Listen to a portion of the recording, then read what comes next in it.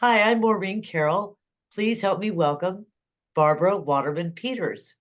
Hi, Barbara. Hi, Maureen. It's wonderful to be here. Thank you.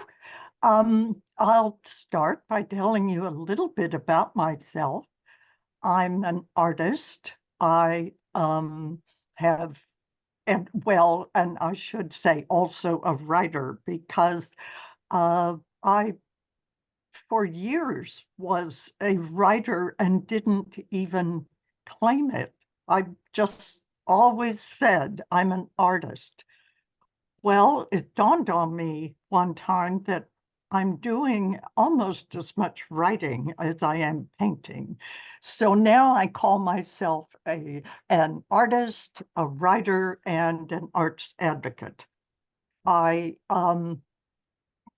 work all all the time. I have uh, either my writing, poetry, creative nonfiction, journalism, and my painting is made up of many, many series over the years.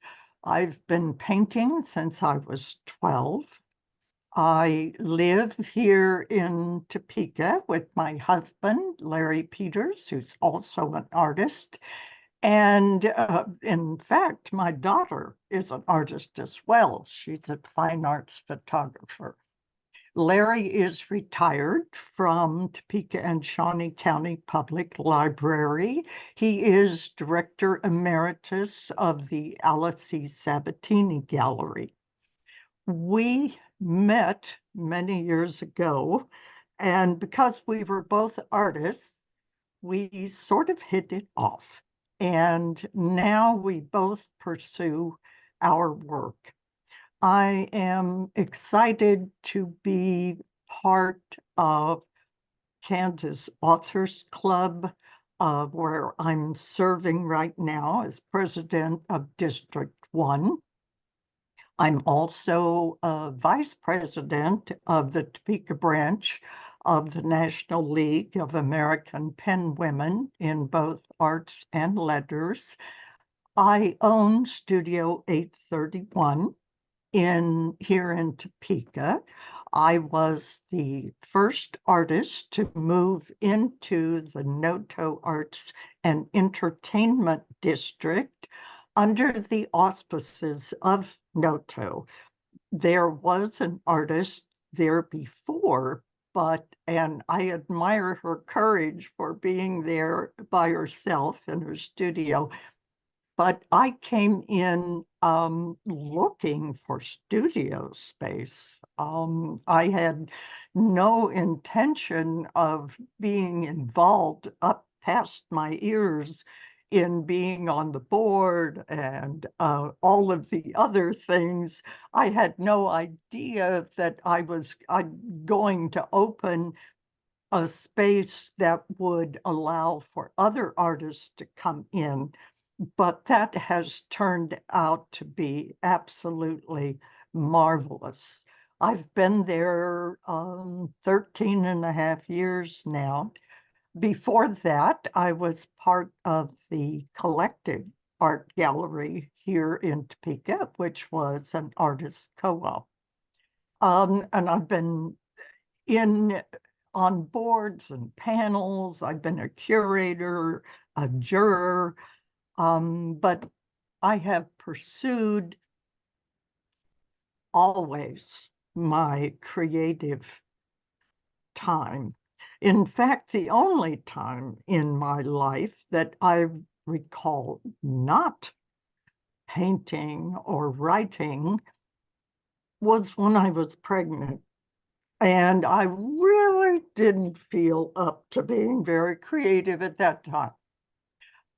But other than that, I have been drawing, painting, journaling, writing about artists, trying to make the world a better place than I found it. That's a wonderful conception. And I think artwork is so underrated. You know, it in fact, in my life, the older I get, the more I realize that really everything is art, and maybe art is all that really matters. But perhaps that's not the you know the way we feel about the way everyone feels about art. It just feels that art is much more important than we usually give it credit for in our lives in general, you know, day I to day and overall. I think you're right on that because studies now are showing that the arts are absolutely necessary i- for us. I mean, studies with Alzheimer's patients, music is what still is alive in their brains. Um, but dance, theater, literary arts, visual arts, these are what enrich our lives. And if I was not able to create in some way every day, I really think that my life would be diminished.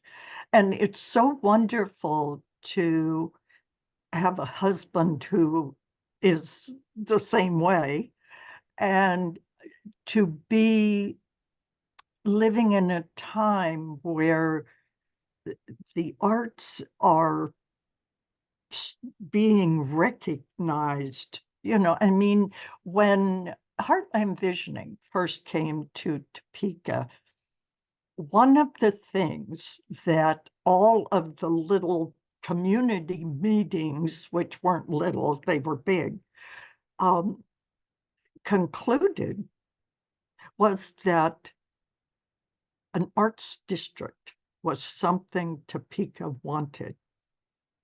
Well, an arts district is low-hanging fruit because artists do not demand expensive, well-furnished, beautifully appointed spaces because we will make a mess.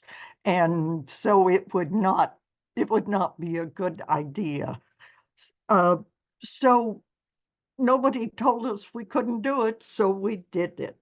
I was Sounds like a fortunate to be invited to be part of the group that worked on that. yeah, get a bunch of creatives together and look what might happen. And now look at North Topeka now. Noto is really has turned into, you know, the place to be. It is. Noto is, in fact, wherever I go in Kansas, Maureen, I hear this question, well, how are things in Noto? So, we have made an impression. Um, Arts organizations in other towns are looking to us as a model. And, it's been interesting over all these years to sit in the window in my studio. I'm right there in the front window and to watch it change, to watch the excitement, to watch all kinds of situations. In fact, for a while, I was writing a piece that was published online called View from My Studio. And I would write one about once a month. And as I have gone back to read them, I've mentioned the change of seasons, the change of business, on the street, people that I've seen. I mean, it's really fascinating to watch how those have evolved, just like the arts district. Well, and the And artists themselves, I'm right? sorry. And the art and the artists themselves, Mhm. the evolution Yes, of the art as well as the artist in the art district and some maybe combination of all of those. And I'm probably. thinking of your artistic, I mean, you've said thousands of pieces, and you say you work mostly by doing series, which really fascinates me, and that you also have some signature pieces. Could you talk a little bit about your signature pieces and or signature series? Because I'm wondering how those work together. How does a signature series or piece work within a signature? Is there a signature series, or tell me a little bit more about that? I'm really curious. Okay, I wondered when I used that terminology if it might elicit a question.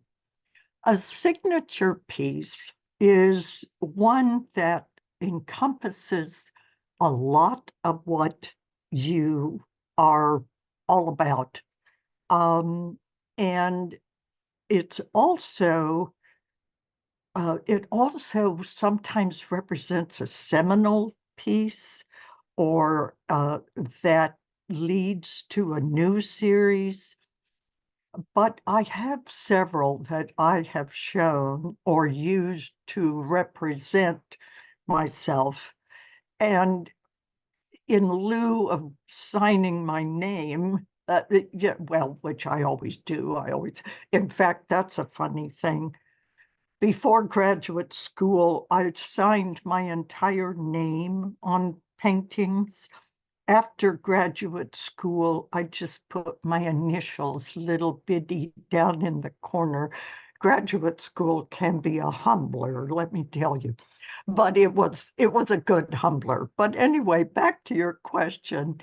Um, Most of my signature pieces are in the women series. I have one that I've shown a number of times in my men series, but I don't know. These are pieces that I turn to again and again as representing what I'm all about as an artist.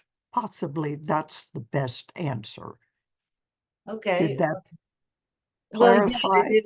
it gives me more questions to think about it. One of them is that you mentioned that during an exhibit, somebody complained that your artwork was, quote, satanic, and that you've had this experience before with other people using that kind of language to describe your artwork. And, I find your artwork humorous, satirical, um, definitely evocative, and sometimes contradictory, which is one of the reasons I love it so much for something like The Right Bridge, which tries to kind of get at both sides of something. Uh-huh. That somehow your artwork brings out two emotions, two concepts that makes it a little, it's not real easy then.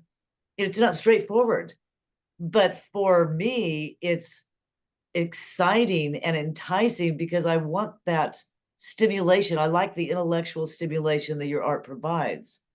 And Thank of course you. it varies. There's, I'm talking about, I haven't seen all of your art, but the pieces that I've seen just really evoke that in me. I would never have called it satanic. That word never came to my mind. So, when I understood you to say that people had said that, I was surprised. Were you surprised when people used that word? At the time, no, because this is from a body of work that probably you haven't seen.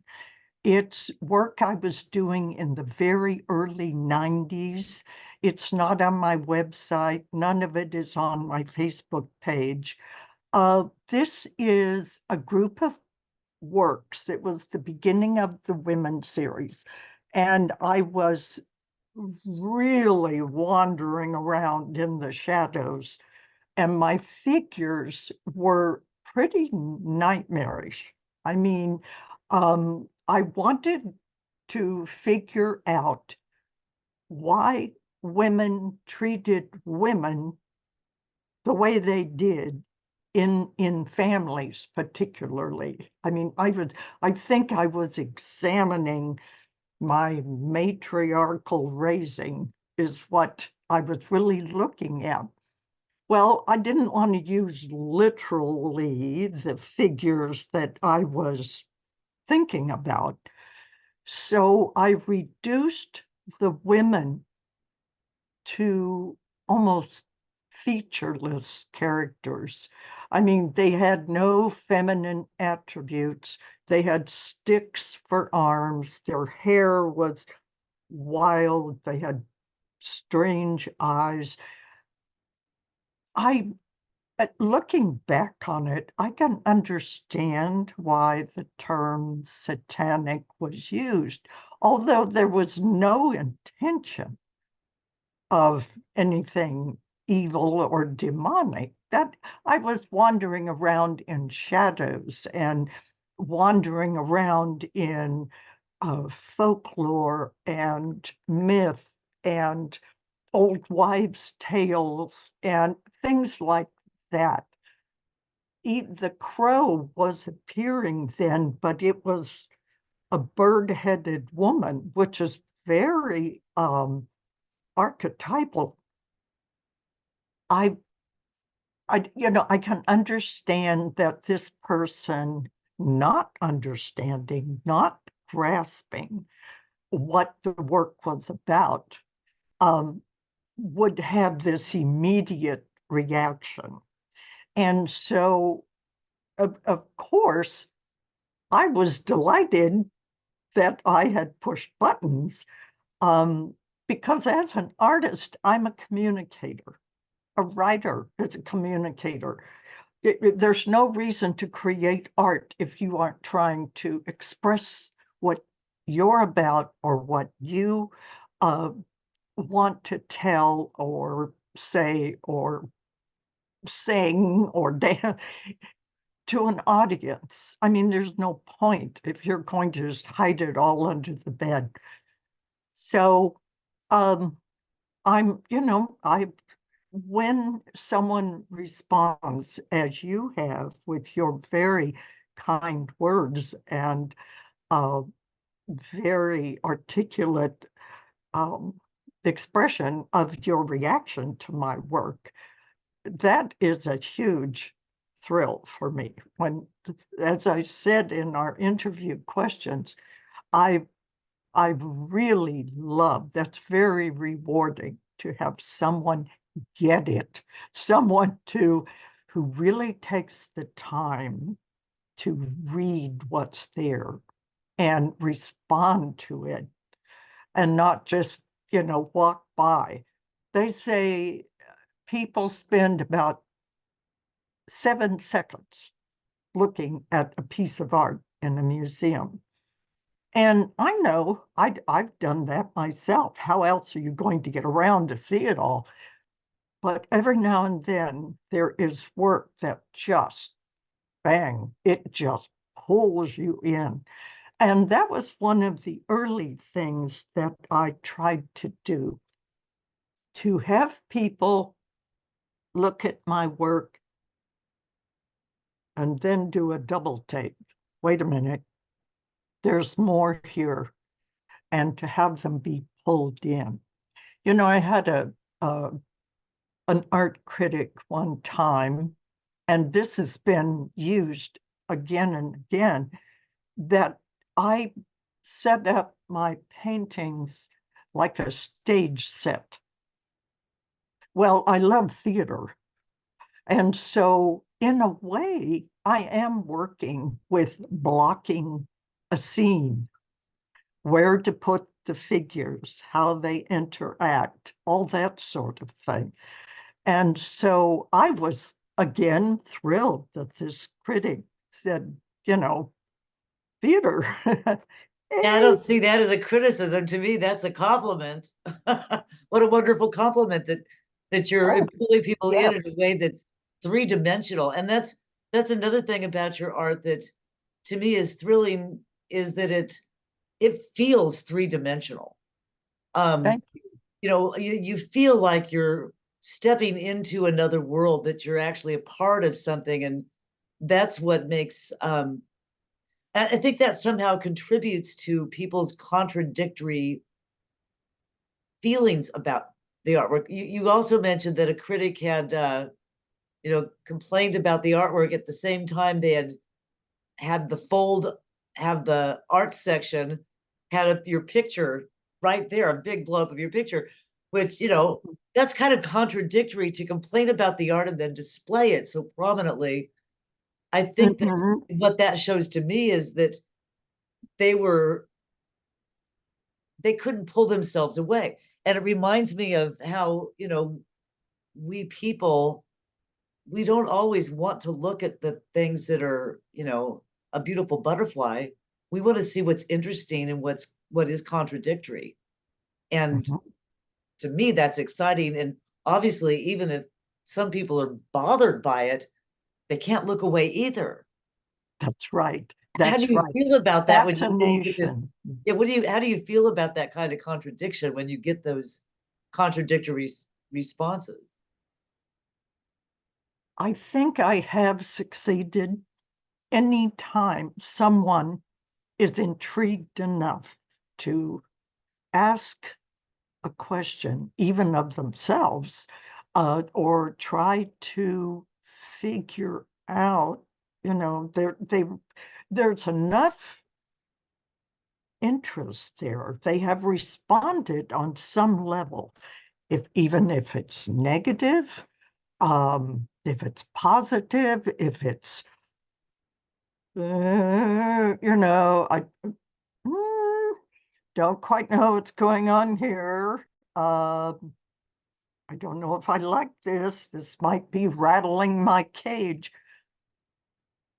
But, if art doesn't in some way elicit more response or make people think, critical thinking, if it's just pretty, and I do pretty also. I love to do pretty. It's a nice break from, as I say, wandering around in the shadows.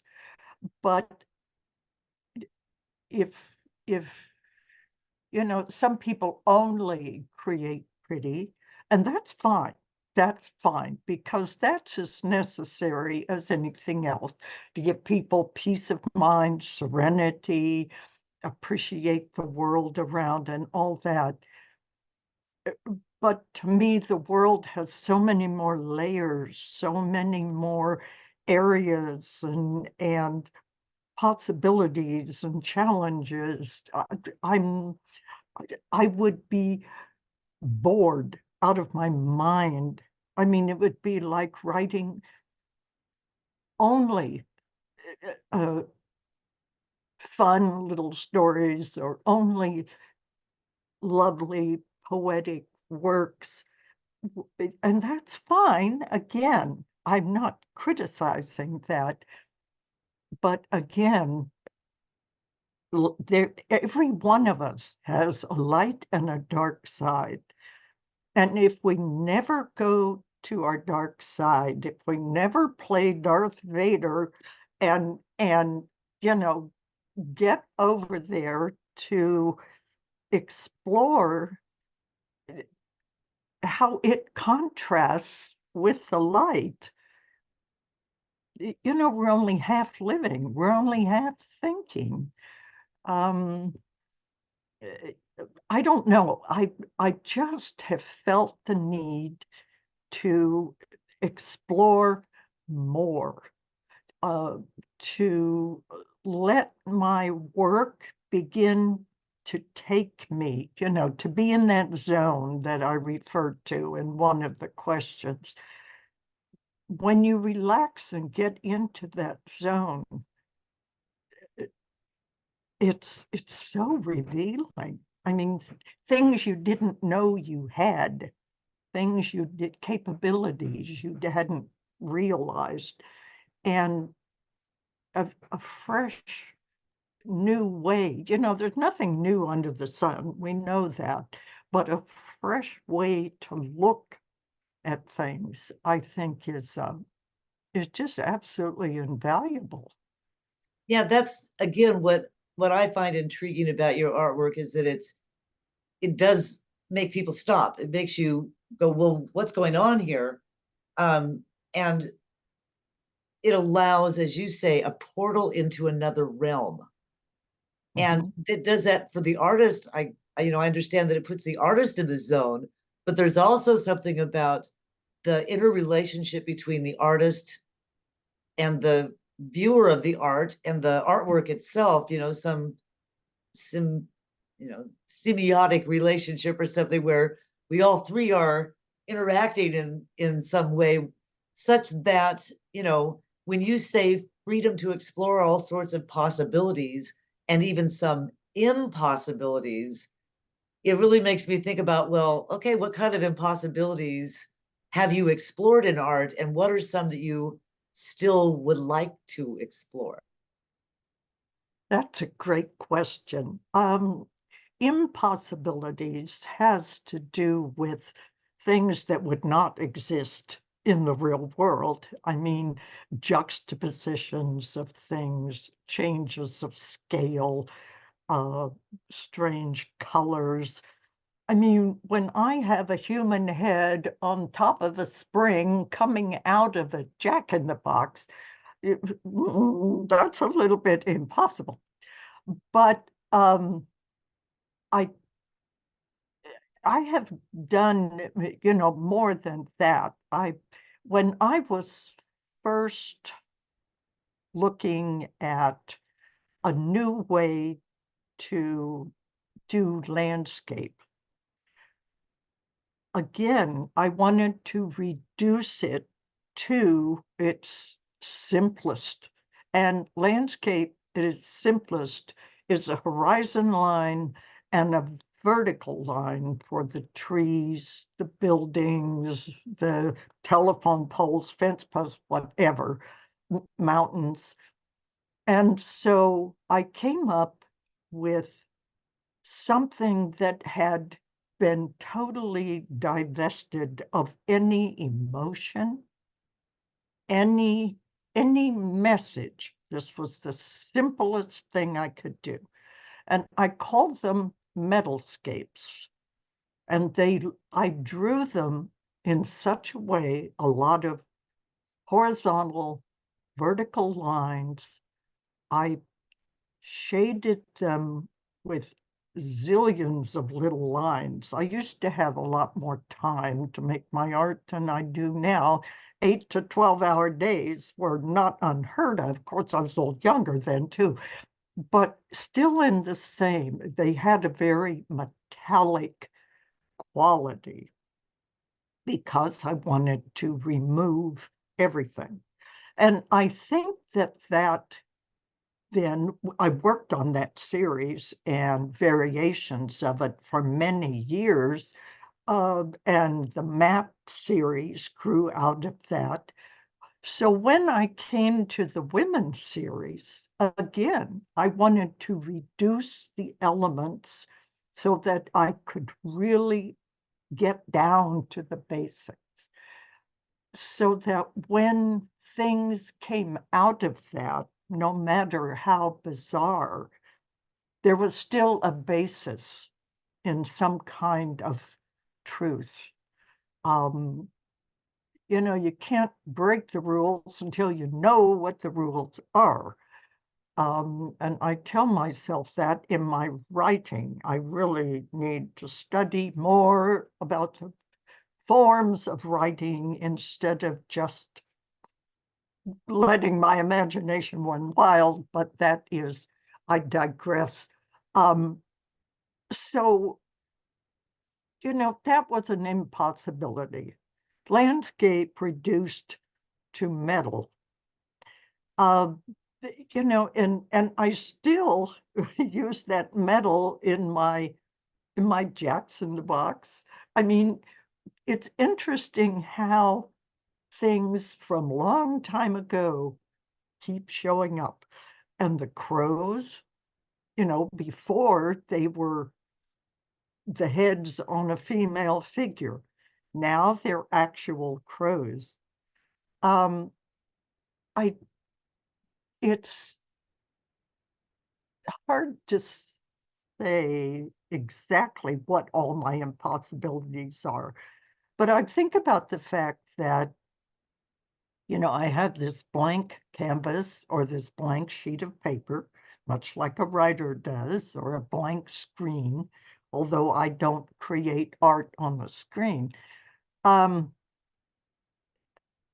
and I make this impossible world on there, but it still has to have some logic. That's one of my shticks. If I have this metal box, it's got to be sitting on the ground. Uh, the perspective has to be right. Um, so these impossibilities are within a given amount of reality or naturalism. Um, and I think that's one of the reasons they work, because it's not quite impossible. I mean, you're giving your viewer something to, some basis of reality there. And so, but that might also be one of the reasons why they're intriguing. Because wait a minute, this is a logical space, and what's this? So that might be part of the contradiction. But something you said a while ago, I wanted to address. You talked about the relationship between the artist and the viewer and the work. That is an equation. The artist, the viewer, or the work in the middle, and the viewer. All three are required. And so as I say, it is an equation that is recognized. Um, when I taught design um, at Washburn, and I think I remember teaching design also at K-State, that was one of the things that I stressed. You're only, the artist is only part of it. The work is only part of it. Then the viewer. That's why an artist is a communicator. That's the means by which the artist communicates with the viewer. The writer communicates with the reader. I mean, it's part of the human condition to, to have these wonderful opportunities to communicate with each other in all sorts of different ways. And Right. that's why I'm so grateful to have both my poetry and my art in a publication. I'm just thrilled to death because I find similarities when I'm writing to when I'm painting, because I'm dealing with composition, color, form, um, whatever the message or the theme is. Even the way I design the poem, I think of how it looks on the page. And I can't help it. I'm a visual artist. That's why I do it. But I'm working with the same things. Tone, uh, you know, what's the meaning of this word? What's the meaning of in a painting? What's the meaning? Why is this a symbol I'm using? Things have to be carefully chosen. And yet sometimes there's a magic that sort of chooses it for you. I, No, as it's a so writer, I'm sure you've run into that as well. yeah. Um, and it's a marvelous place to be. You think you're in charge, and sometimes you're not. In fact, sometimes I have to chuckle.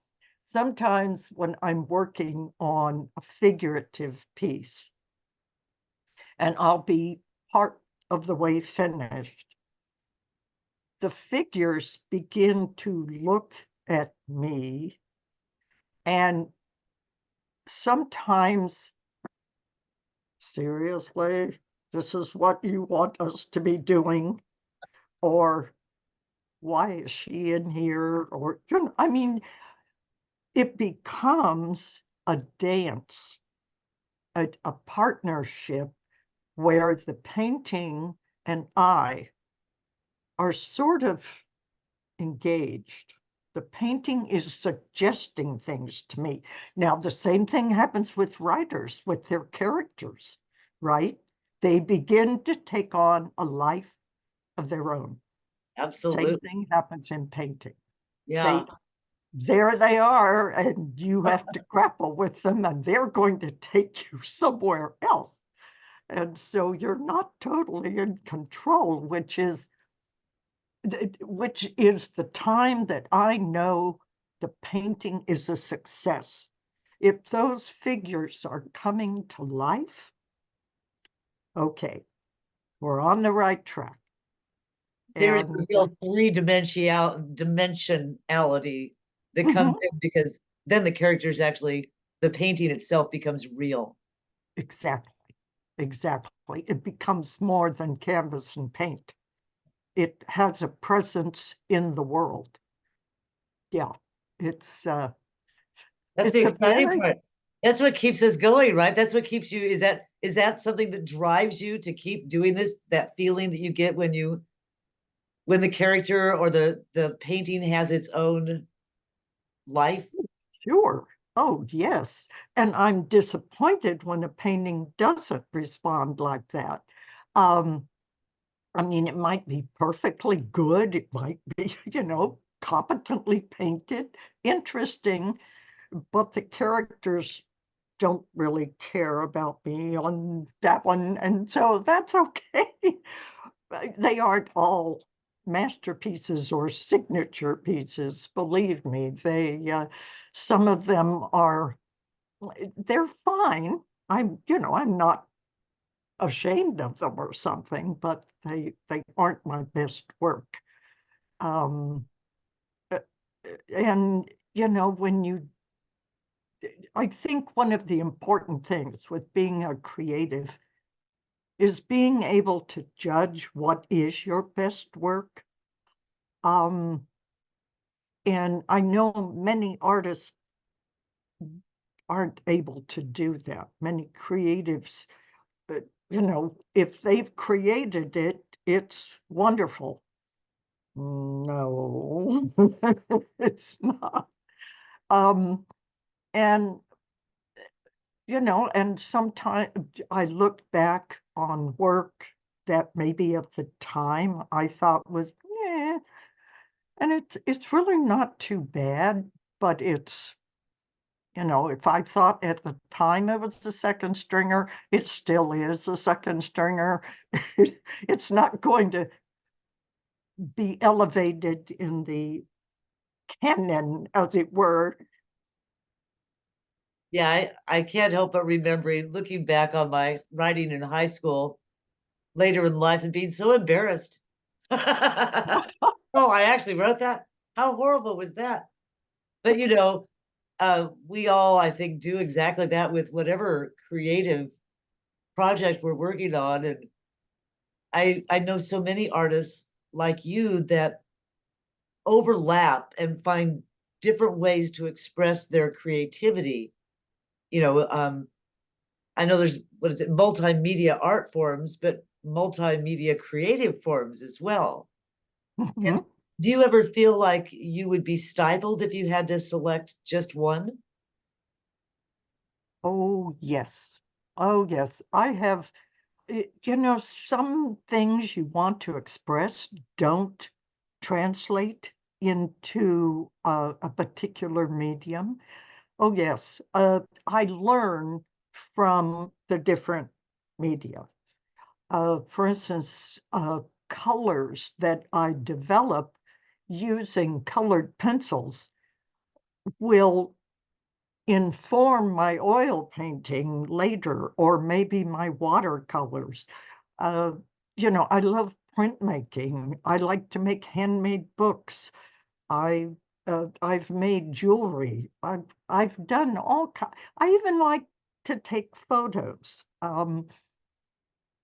But I'm not a photographer. I'm not a jeweler. There are those things that you do. Um, I do artist trading cards, which are little bitty works of art that you're not allowed to sell. You can only trade with other artists, and that's a lot of fun. But if that's all I could do, I would go out of my mind. Um, I, always seeking a fresh approach or a fresh threshold to cross or something, challenging myself. I know there are some media that I'm no good at. Ceramics is one. Of course, my husband does these exquisite things, and I'm allowed to make marks on them, but I don't build or throw or anything. In fact, my professor in undergraduate school told me to stick with painting. He said, I think you better stick with painting. I think I had one good pot at the end of the semester. And by that, I mean the form, the glaze, everything worked. I had one good pot. So I took his advice. I didn't bother with ceramics. I knew it was hopeless. But I've done assemblage sculpture, I've done carving, I, you name it, I've played around with it. I'm no good at sewing either. I, many years ago, when my daughter was little bitty, I made uh, matching dresses for us. And I was at a party wearing this dress. I was dancing and the seam fell open. I thought, okay, sewing is not my forte. I am not going to do that. I mean, just because you're creative in one field doesn't mean you can do anything. But I, Skills and creativity, yeah. yeah, I'm, I am so blessed to have this gift to be able to draw and paint. Uh, I never thought of doing anything else. And I think for one to not use one's talents and gifts is is a crime, a sin, if you will, because you've been given that. And even if you don't do it professionally, you still need to utilize it and thank your lucky stars you have it. Right, It just, right. It's almost something that people need to prioritize in their life. That's why I have this sense the older I get, the more important art seems to me, even if that art is just, selecting the colors for your living room, Mhm, whatever talent somebody has, whatever area their creativity pulls them, the more they can get into that and express it, the likelier it will enrich their lives and others' lives as well. mhm, And so that mhm. kind of leads me to a final question for you. And that is, you talked about prioritizing art over daily concerns is an issue. And I Mhm, think that that's something a lot of creative people struggle with is, mhm. how do you take 10 minutes to or an hour or a half a day to go do the art or the writing that you need to do when you've got so many other life things pressing. Do you have any advice that you'd offer other people on how you prioritize your art? That that is a great question.